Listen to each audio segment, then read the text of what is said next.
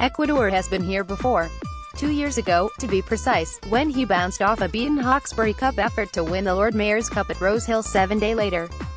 Jockey Adam Hyeronimus remembers it as the day he got back on one of his favorites. On that occasion, Ecuador was coming off a Game 6 at Hawkesbury. This year he heads to Rosehill after being the Hawkesbury Cup runner-up.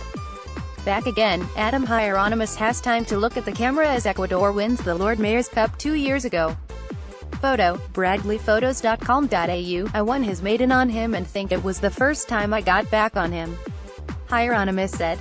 Timmy Clark rode him at Hawkesbury 2 years ago, and when Guy decided to back him up, I got the call up. He actually thrived on the kick back up and then went on to win the McHale Cup as well. It was the start of his best form. The old warrior is now an 8-year-old, and his 10 wins, 5 with Hyeronimus in the saddle, have him at the top of the weights.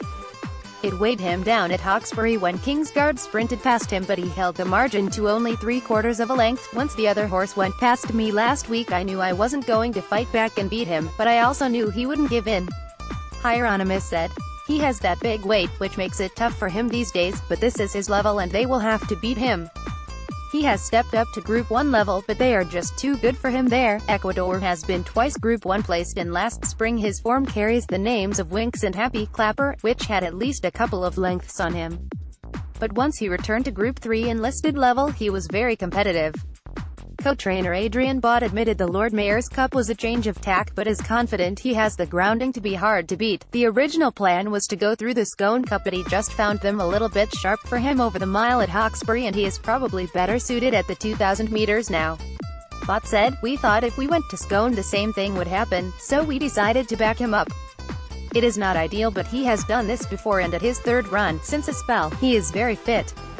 Now he is an older horse, he has probably just lost that dash he had at a mile, and he is well up in the handicap as well, so he has to be at his best to win. Going this way opens up to another Brisbane campaign, which he has done before. Ecuador has been soft in betting for the Lord Mayor's, drifting to $3 and a second pick behind Netoyer, which is coming off solid carnival form to be the top pick at $2.50.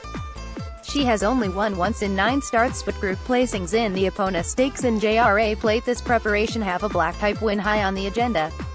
Loading trainer Wendy Roche decided that carrying only 53 kilograms in the Lord Mayor's was easier than weight for age in the Hollandale Stakes at the Gold Coast. She's still learning. She's improved since her last start, and I think she will improve for her next 3 or 4 starts, Roche told Racing NSW. If she acquits herself well and happens to win, like I think she deserves, we'll go to Brisbane then.